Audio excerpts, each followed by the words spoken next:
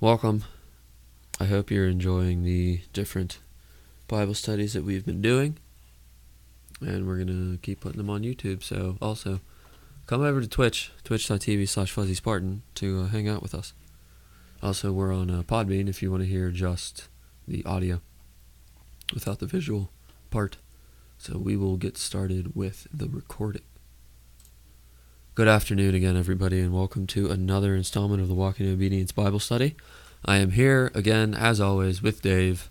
Good afternoon. Yes. Nice to be here. Thanks for having me always here.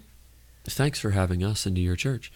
Hey, it's the Lord's church, right? That's right. That's right. And a couple things that I want to start off with, as I always do. We have a Patreon at patreon.com/walkinobedience. You can go over there and check that out if you want. There's a little bit of benefits if you want to give there. I want you to make sure that you pray about it before you give any amount of money to us. And if you feel compelled because maybe this ministry helped you in some fashion or you want us to grow some more, you can give money over there. Some of the benefits, real quick, for being on that is we're going to do a study series coming up soon, and all of the recordings, when we're done with them, we will not be live streaming them. We will not be putting them on YouTube at first. We will do the recording, and we're going to send them out to the patrons on Patreon to see them before anybody else. We have 8 that we have to record, so we're not going to put them up onto Twitch or YouTube until all 8 are done. So if you're a patron over on Patreon, you will get those well in advance. Mm-hmm. And you will also get a PDF file of our PowerPoint where you can then, have maybe a loved one over and do that with them, or create your own small group in your own church and maybe use that as a resource. Absolutely. So that's some of the benefits. You also get a little pamphlet that I wrote up and Dave looked over for me where you can use that for your liking. It's a nice resource. Yeah. Both of those things. Yeah, it's just a one page to have.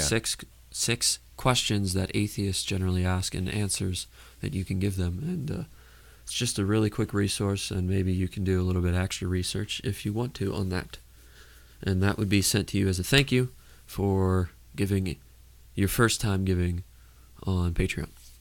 So again, that's patreon.com/walkinobedience. We're also on Podbean. So if you are on YouTube or you're on Twitch and you want to hear just the audio for whatever reason, you can go to Podbean under Speak Where the Bible Speaks. And it is the title Walk in Obedience. Those are the ones that we're doing. And we're also on YouTube under Walk in Obedience Ministries. So go to YouTube and subscribe to us, so then we can finally change the URL to something that you can remember. That's right. Make it a little easier to find. Yes. And the one nice thing about the YouTube is the visual. Yes. The one nice thing about Twitch is you can chat in with us live while we do this. And the nice thing about Podbean is all of our recordings, I believe since the inception, yes, January of 2017, are all there. Yes. So you can find all those studies we've been doing from the very beginning of the book of Genesis. That's right. So we are starting in Genesis 17 today, and I will read it. When Abram was 99 years old, the Lord appeared to him and said, "I am God Almighty. Walk before me faithfully and be blameless." All right. And just if anybody is on here that was on last week, we just kind of very briefly, while you stepped out there for a second there, Fuzzy, talked about this few verses here at the beginning of chapter 17. And, again, this is the 4th time now that God had appeared to Abraham, and he is reiterating this promise, covenant that God is making with him. But now he's older. Now he's 99 years old, and he was 75 when he came into the land of Canaan. Long life. He does, and it's just now I don't know, getting started. Yeah. I mean, there's still a lot of things for Abraham to do for his longevity of the descendants that's going to be coming up here in the next couple chapters. All right, verse 2. Then I will make my covenant between me and you, and will greatly increase your numbers. All right. Kind of the same thing that you said before, right? Yeah.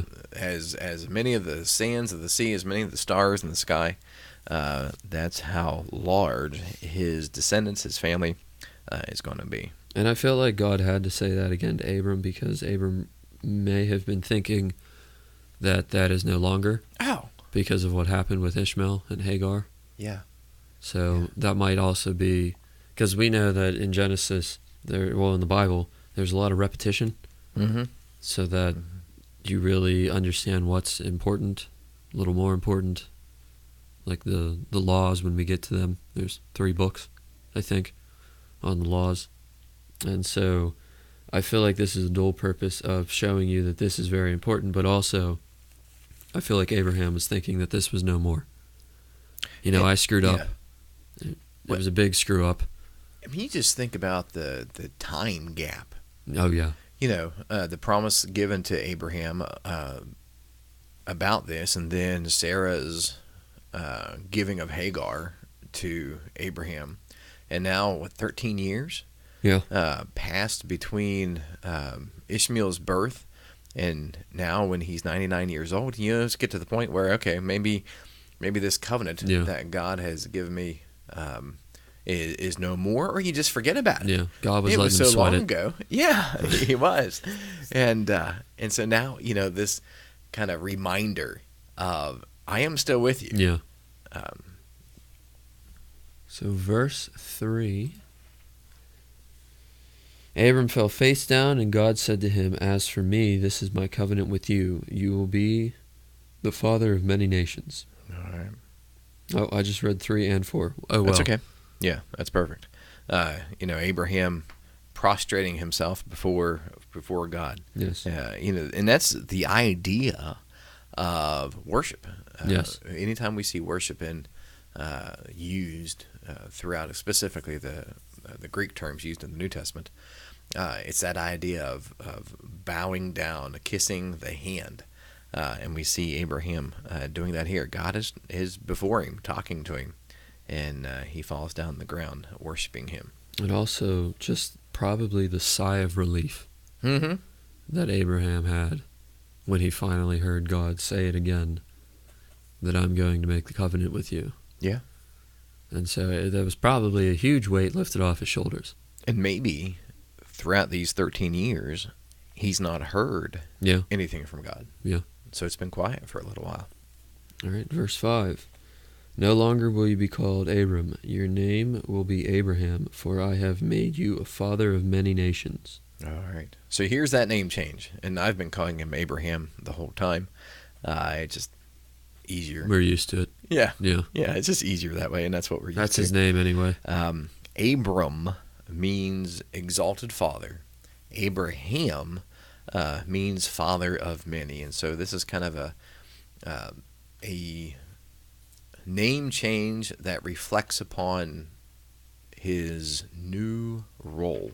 Yeah. That's going to be taken up, because he's been leading these people as the exalted father. He's been helping out his nephew Lot as they've been as this mass of people walking through this area of Canaan, and now it's going to be time for God to begin this process of multiplying the generations of Abraham. Yeah. To be this father of many nations. All right, verse 6. Look at us just moving along. See, we're rolling. I will make you very fruitful. I will make nations of you, and kings will come from you. All right. So again, you just said a few minutes ago about repetition. Yes. We have a lot of these same things through there, worded very similar. But this is not unlike any other maybe legal document. You got all these kind of repetition things. This is what's going to happen. This is what happens. idea. But what I find very interesting in this, not only does he say he's going to make him fruitful, he's going to continue to bless him with abundance, he's going to make many descendants, nations from you, but also kings. Yes. Now, it was never in God's plan, right? It wasn't his desire to have kings in ruling over the people. Yeah. But it's interesting that you see here, all the way back in the Genesis, and even the writer of the book of Genesis, who's recording this down after the fact, is Moses. This is all still in the time period of the patriarchs. Yeah. And even in Moses, getting on that verge of the Mosaic covenant, the Mosaic time period. But still, no kings at that time. But here, God knows, he's not bound by time. Oh, yeah. God knows exactly everything that's going to happen. He knows that those people back under Joshua and in the book of Judges are wanting a king, and he knows that's going to be something that happens. And you see a little bit of that prophecy here. And also, the King of Kings. Yes. Comes from his line. Yes, absolutely. And that was the whole reason, even in all their disobedience. Yeah. God still kept them alive. Yep. Because from them, the nation of Judah specifically, was going to be that king, that savior yes. Of the world. So verse 7, I believe it's already up there. It is. I will establish my covenant as an everlasting covenant between me and you and your descendants after you for the generations to come, to be your God and the God of your descendants after you. All right. And it's going to be a covenant between Abraham, a covenant between his descendants, and his descendants is going to be the father of many nations. Yes. And so, one of these prophetic kind of things, not just with the Mosaic people. Yeah. It's going to be all nations that are going to be blessed. And, of course, we don't see that happen until we get into, Acts chapter 9, I think? Yeah. With that vision given to Peter. And that is a long way away. That is a long way Literally away. And figuratively. Yes. For us and for them. Yes, absolutely. Before we get there. But it's, But at the rate we're going, it might actually take the same amount of time. It might. It might. But, and the Lord might come back before that yes. even happens. But, this just goes to show you that these things weren't just God didn't know what was going on. God just at 1 minute made up his mind about something, then something else changed, and so he reacted from there. It was absolutely meticulously planned out. All these things, because he knew how it was going to work out. All right, verse 8. The whole land of Canaan, where you now reside as a foreigner, I will give you as an everlasting possession to you and your descendants after you, and I will be their God. All right. This land is supposed to be the promised land. It's that promised land that Moses isn't allowed to enter, but Joshua goes in to take over. And those 12 tribes of Israel are to inhabit. Whenever he says, and I will be their God, to me that sounds like there are people there that are already worshiping gods that aren't him. Yes, there are. Some of the kings probably a lot.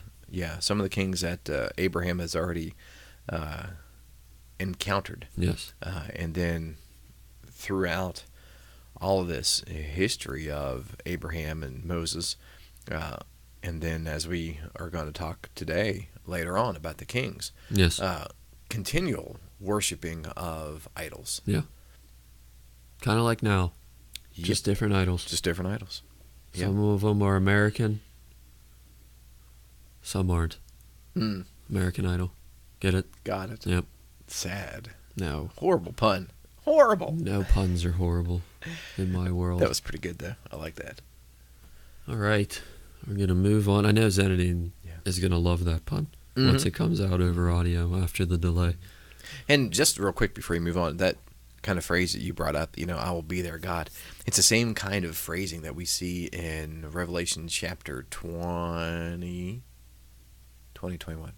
That, they'll be with me and I'll be their God. Yeah. And they'll be my people. Yeah. There's a promise it's a bookend, right?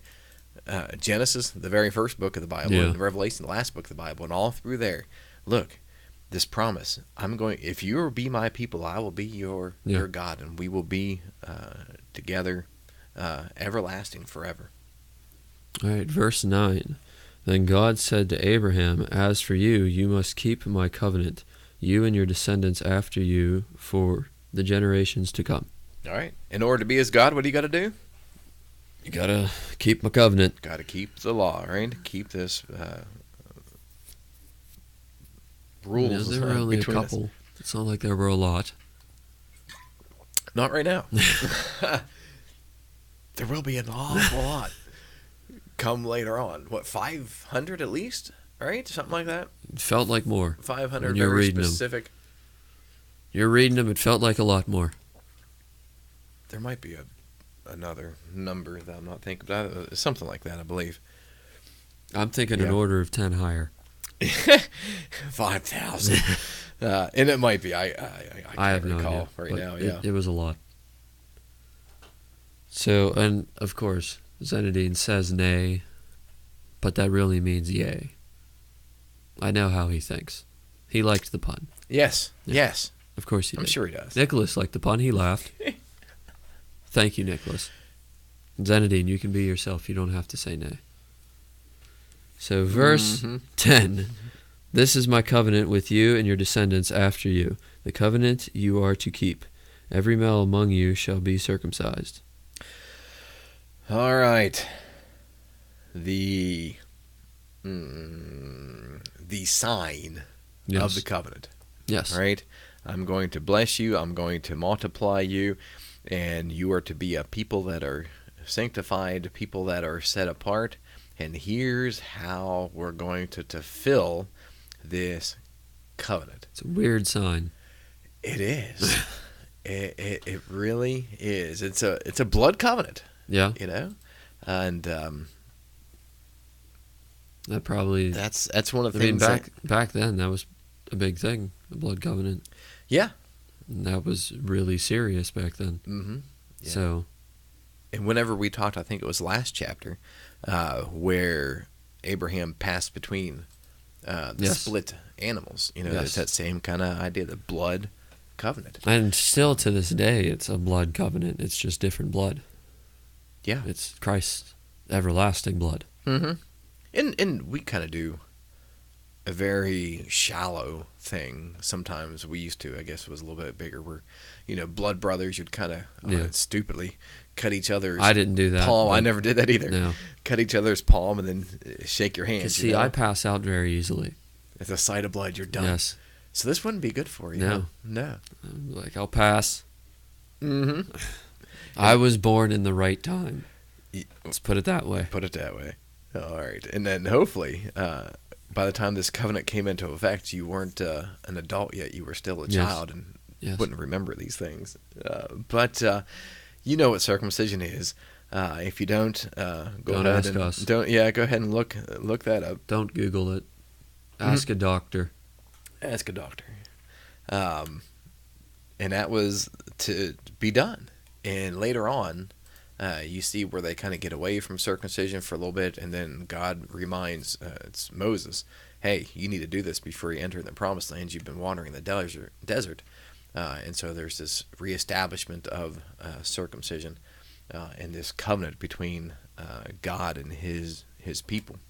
Zenadine, I'll attempt to answer that a little bit later, because we can go really in depth into that question. Why a rabbi was so adamant that a blood sacrifice was an abomination to God. We'll hit that in the Q&A. Yeah. And to me... if we forget, remind us, so then we can touch on that before we end. But almost every page of the Bible is about the blood covenant, whether it's from animals or whether it's this circumcision, or as the writer of the book of Hebrews says, Jesus was that once and for all Yeah. blood sacrifice. What was also very interesting is that scientifically, when did they do the circumcision? Was it 8 days or 7 days? Well, when we get to verse 12, it's 8 days old. I thought was so. to take, yeah. What's very interesting scientifically that science has figured out that babies, don't they have an increase of like antibiotics or like white blood cells at 8 days?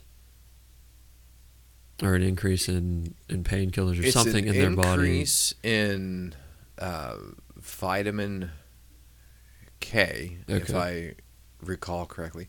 But it's a blood clotting. Okay, that's what it is. Yeah, the blood gets the exactly, thickest point. It's exactly at 8 days. Yeah. There's 8? Yeah, 8. Yeah, so your immune system Which is very interesting. Strong enough to handle this. Yeah. The blood is able to clot well at this, and young enough where you're not going to remember yes. any of this traumatic experience that happens. Right, but yeah, so- I mean, why 8 days? I don't know. Before I pass out, let's move on. Okay. All right, verse 11. Got to keep breathing. Keep breathing. Don't breathe. That's too fast. I'll pass out. Hyperventilate. You are to undergo circumcision, and it will be a sign of the covenant between me and you. So that's another repetition. Mm-hmm. Continuing on in the repetitive ways. 12. Since we've read 12 already. For the generations to come, every male among you who is 8 days old must be circumcised, including those born in your household or bought with money from a foreigner, those who are not your offspring. All right, so your slaves, Yes. your employees, your friends, your family, whoever is associated with you under your household, who is under your control, is to be circumcised. 13. Whether born in your household or bought with your money, they must be circumcised. My covenant in your flesh is to be an everlasting covenant.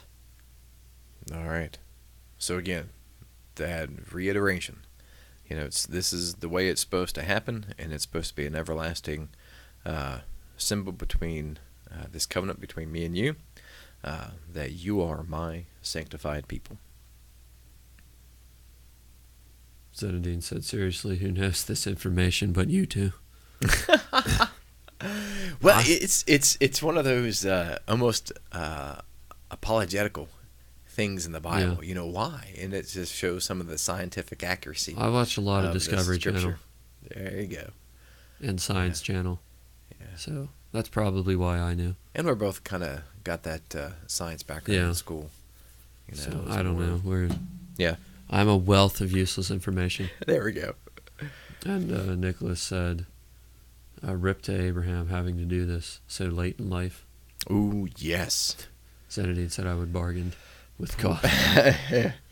And it's funny, he doesn't bargain about this, but he'll bargain about the people at Sodom and Gomorrah when we get to chapter 18. See, he cares about others more than himself. Yeah, he's willing to cut himself for this. Mm. All right, verse 14. Any uncircumcised male who has not been circumcised in the flesh will be cut from his people. He has broken my covenant. Did you catch that pun there, Zenadine? If you don't get cut, you're cut out. That's right. That's very interesting right there. But yeah, if you are not, you're part of Abraham's household, and if you don't undergo this outward expression of the covenant, I guess I'll call it. Yes. You're to be cast out. Yeah. Because you are not one of God's people within this covenant. Yeah. So be cut or cut out. Zenadine said yay because God made a pun. See, even back then puns were funny. Where's humor? We need to show him this. Is he a pun feller? He hates puns. Oh. We need to show him this. Yes. There are puns in the Bible. He'll love it. Yes. And puns and He'll probably scratch that sentence out. unbelievable exaggerations. Jesus didn't eat for 40 days and he was hungry. Yes. You think? All right, so I say that's a good place to stop and to move on to the Kings. All right, so we'll Put a little dab there on verse 14. Yep, we stopped at 15. So we're going to jump into the kings. We're going to talk about the many different kings, starting about, was it halfway through First Kings, right before Solomon's death. Yeah. I have to find it. Yeah. And oh,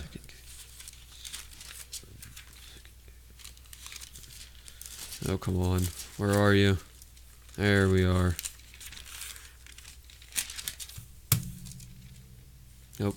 Nope. There it is. All right. So, the first guy we're going to talk about is Jeroboam. And, just before you hop into there. Good. The interesting thing that you find about these books, right? 1 Samuel, 2 Samuel. David dies, and then Solomon takes over and those things. And you go to 1 Kings, right? And Yes. And guess who's there? Oh, David's back. Wait, if this is chronological, did David come back from the dead? Yes. Like Saul calling out Samuel? But it's other recordings, I guess, of other things that the kings did that weren't recorded through Samuel. You're going to see that through 1 Kings, 2 Kings. You're going to see that through 1 Chronicles and 2 Chronicles. So that's why we're kind of jumping in the middle of 1 Kings, because it goes back through and hits some highlights about David and giving Solomon, because God said it was going to be Solomon who takes over the throne. And then that's where we talked about the building of the temple last week. And then we get into this issue that happens with Jeroboam Yes. and Rehoboam. So Jeroboam met a dude on the road. I don't know how to say his name. I'm not going to try it. Ahijah? Ahijah? Ahijah? I don't know. Ahijah. Sure. Ahijah. He's a prophet. Okay.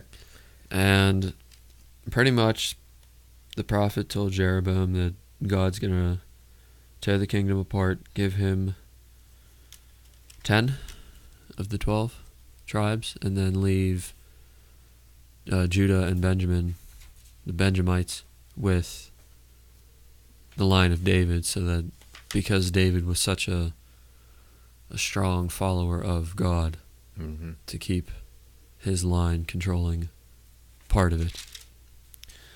And Solomon wanted to kill Jeroboam because of that, and Jeroboam ran to Egypt. So when Solomon died and he put his son in charge to be king, Rehoboam, odd names. Why don't we name people this anymore? Rehoboam and Jeroboam. Yeah. I don't know. Jeroboam came back from Egypt, and Israel rebelled against Rehoboam. Also, Rehoboam wasn't really the nicest human alive. Let's put it that way. We're friends. We're friends. Yeah, let's say it how it is.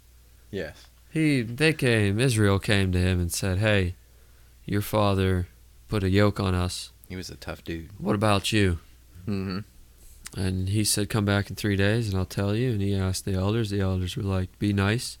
Mm-hmm. His friends were like, no, be worse. He decided to be worse. Yep. So then Israel said, no, we're not putting up with this anymore. Yep. And they rebelled. They did rebel. And, I mean, there's a good lesson right there. Just in that instance of where do we get advice from? Yes. Do we get advice from people who agree with us, who are our friends, or do we get advice from people who are maybe a little older, a little wiser, Yes. who have experienced some things? And Friends. Yeah. You get them from friends. Rehoboam got his advice from friends who thought just like he did, and they're like, "Hey, yeah, be nice and strong, and put your thumb down." You thought Dad's thumb was heavy. My thumb is going to be bigger than Dad's waist was. I'm going to be that much of a stronger ruler. And the wise men were like, "No, don't be severe to the people, or they'll be severe to you." But he liked that advice. Yeah. From his comrades, his friends. And then Jeroboam kind of lost his way. Mm-hmm. God told him, I'm going to give you these tribes, and I guess he didn't believe him. Yeah, he got scared. And didn't want the people going back to Jerusalem to worship because he thought they were going to turn against him. Yeah. So, well, if they have to go back to Jerusalem, then they're going to follow under Rehoboam obviously, again. the logical thing is to make idols. Yes, exactly. Because no one's ever gotten in trouble about that. No, not at all. For how many years at this point? Yeah. So he made golden calves and put them at Bethel and Dan. Mm-hmm. Mm-hmm. Kind of two different areas there, so the people wouldn't have to travel into Jerusalem at all. They could just stay at these two cities and not have to worry about being under the hand of Rehoboam. Yes. But in doing so, split the kingdom up. Yeah, and our friend Ahijah, Ahijah's back because Jeroboam's son Abijah is ill, and he tells his wife to go to Ahijah, the prophet, and talk to him about it. And so when his wife gets there, Ahijah says pretty much, your son's going to die as soon as you get back. And all of Jeroboam's family, descendants, anyone who has seen him, spoken to him, ate around him, passed by him, is going to die. They're going to cut off the males like dung, being swept away. Yes, they're going to die. Anyone who has even thought about him. Mm-hmm. And that's what happened. Yep. And that's what happened with... Who did that? I can't remember. No, it's not. It's not up to... We're not there yet. Never mind. Okay. Never mind. We are not there yet. But, a little more. That's pretty much... See, Kings likes to jump around. If you've never read Kings, like me, they like to jump around from people to people. Because you have all these people in the same mix. That's what makes it difficult to study. Yes. Because you have the northern king, you have the southern king. Northern king is always typically referred to as Israel. Yes. The southern king typically always referred to as Judah. So you have these different kings of just the Israelites as a whole. Different kings going on that time. Then you got the different prophets that are going to these different kings. Then you have the kings of the nations that are surrounding them. And so it gets a little convoluted, if you will, of kind of what is going on. Because there are so many things happening at the same time. And also just realized apparently Jeroboam named his son the same as Rehoboam. Yes. That's confusing. Yes. And then you have repetitions of names, too, which is difficult. So Rehoboam, since that's the next part we're in, king of Judah, is sinning, as it says in verse 22. Judah did evil in the eyes of the Lord. Mm-hmm. So, trying to remember. I mean, we don't really have to go into why or what they were doing. They were sinning. Yeah. And God didn't like it. Yeah. And so, what was it? Shishak. Yes, there he is. The king of Egypt attacked Jerusalem and carried off the treasures of the temple of the Lord. All that gold that Solomon put in that temple. He took everything. He took everything out there. And so all that expense is gone. And here, it's one of those things that might seem insignificant, but I think it goes to show us what was kind of going on at Yeah. the time. When Solomon builds the temple, Israel is filthy rich. Yes. He's the wisest man on the world. He's making contracts, if you will, with all these other kings round about them. Yeah. He's got, his 300 concubines and 700 wives. He's got, what's that lady's name? Queen. No, wasn't it Bathsheba? Maybe it wasn't. I don't know. Bathsheba's the chick with David. Oh, yeah. Queen what? Come on, chat. I know you know. Somebody out there knows. They'll tell you. Anyhow, yeah, I forgot what her name was. But the queen comes to him. He's talking.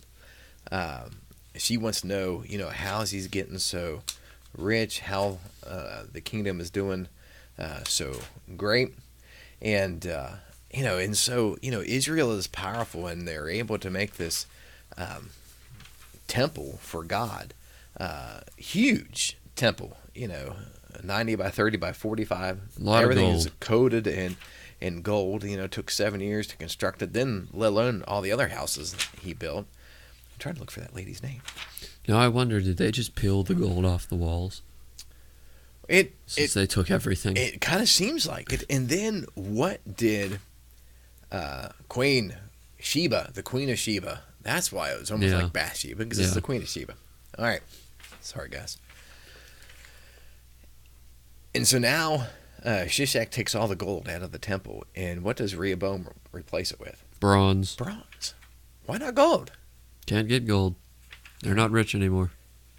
Their power has... you divide a nation. That's one of the things, a nation divided against itself can't stand. It's kind of one of those prophecies or parable that Jesus teaches about God's people, right? We can't be divided in mind. We can't serve God and man at the same time, right? Because you're going to love one and hate the other. And here you kind of see that idea where, kind of played out physically, where the nation together was united, and they were strong, and they were powerful, and they were a formidable foe. Yeah.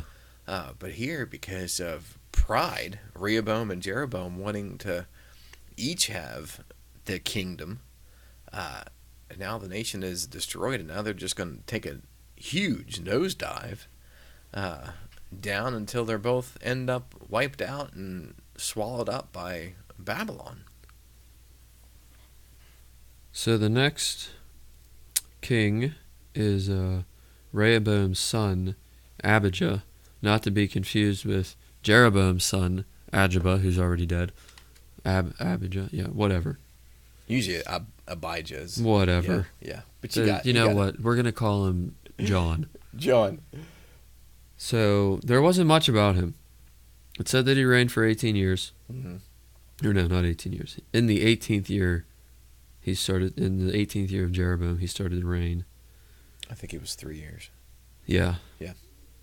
He committed the same sins as his father. Mm-hmm. And that's pretty much all we know about him. He went to war with Jeroboam. Yep. And that's all we really know about him. He didn't do too much. Did a lot of bad. Didn't do a lot of good. So then we can move on to Asa. Mm-hmm. Sure. Asa. Yep. Succeeds Abijah. Yes. John, or otherwise known as John. And he actually kind of sort of righted the ship. He tried. But he didn't get rid of the high places where they were burning incense and sacrificing things. He kept those, but he got rid of everything else. That's what I never understood. That seemed to be a theme with these kings.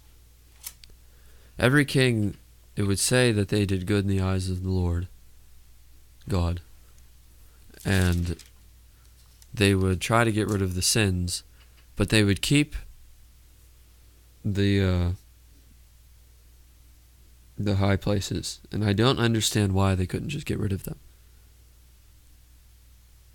It'd been easy to just completely wipe it all out. Yeah. And hopefully, from any recent memory, because he reigns for 41 years. Yeah.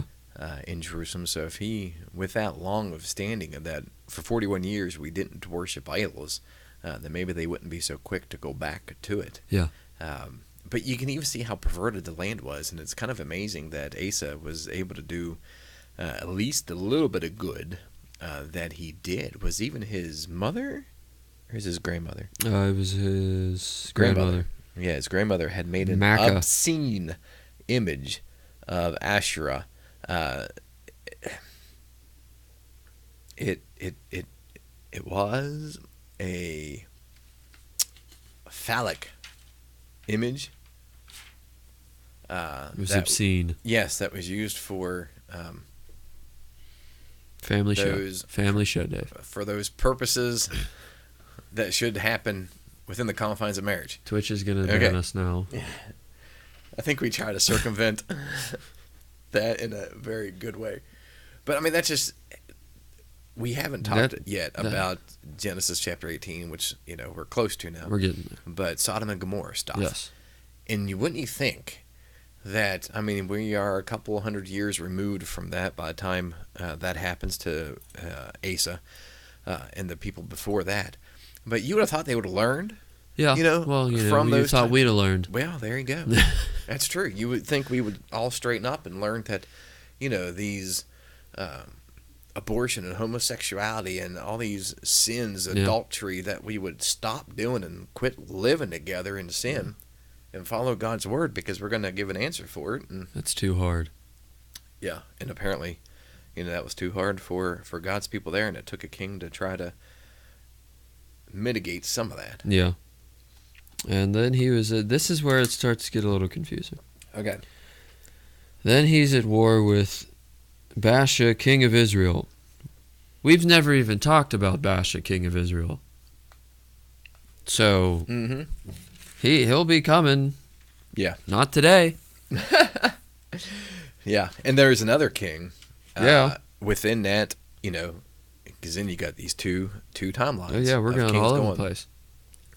We had Nabat, who preceded, right? Was before, yeah. Yes. Preceded Baasha at this time too, and Asa was kind of going on around the same time that Nabat was there also. But you see it jump around a good bit, and that's where, not just taking 1 Kings and 2 Kings, but you also take Chronicles and try to smoosh these things together. Yes. Chronologically to see what's going on because of Asa and because of his better influence than others before him. God was with the land of Judah and allowed the land to rest. This is 2 Chronicles 14, 10 years because God was with him, and they prospered a little while under Asa. And Asa, with the help of Ben-Hadad, ended up conquering a lot of places. And when they started conquering those places, Baasha heard this, and he stopped building the fortifications that he was building at Ramah, and he withdrew to Tirzah. So kind of won that battle. Mm-hmm. Inadvertently while taking other places. And that's pretty much what Asa did. That's Asa. Yeah, these kings are... It's going to be a little weird trying to study these because there's going to be a lot of jumping around. So I would suggest, if you're listening, possibly having a Bible in front of you to kind of see where we're at. And Asa died of diseased feet. Just kind of interesting. And they never asked God to... Got to keep this feet clean. And never asked God to swamp help foot will with kill that. Apparently, I don't know will. what kind of diseased foot he had. I'm telling you, swamp foot will kill you. So we're going to stop that here, everyone. Okay. And we're going to do a Q&A in Twitch chat after this. But see everybody on YouTube and on Podbean is not going to hear our answer that we have for Zenadine. No, they won't. The only way that you can do that is if you come to twitch.tv/FuzzySpartan and listen to us live or watch the VOD before it's deleted. So that's your only choice if you want to hear our answer. I would encourage you to try to come over to Twitch and check it out. It is fun. We have that live chat going. We have a lot of people in there talking to one another. So we would love to have you here. Also, please leave a comment on YouTube or in Podbean so we know what you like. Tell us if you have any suggestions of what we should study next. Anything, let us know. If you have any questions, throw them in those comments and we'll do our best to answer them on the next broadcast. So, And you want to plug next Wednesday? oh, yeah, I can. Well, next Wednesday we're going to do There's Only Two Genders. That's going to be the theme. There are only two genders. And we're going to live stream that, and it'll also be on YouTube. It will not be on Podbean, so Podbean has to come. Sorry, Podbean. You got to come to either... Well, you can go to the YouTube and subscribe. That would be nice. Or you can come to the Twitch and hear it live. But that's what we're going to do next Wednesday. So I want to thank everybody who listened on YouTube and on Podbean. Thank you for spending your... what is it, an hour almost? Listening to us ramble on and learn a little bit about the Bible as we go. Hopefully you learned. Hopefully you had some fun. Yes, thank you, Dave. Hey, thanks for always having me. It's always a pleasure. And as always, God bless, and I'll see you. Take care. Okay, Twitch. Wait.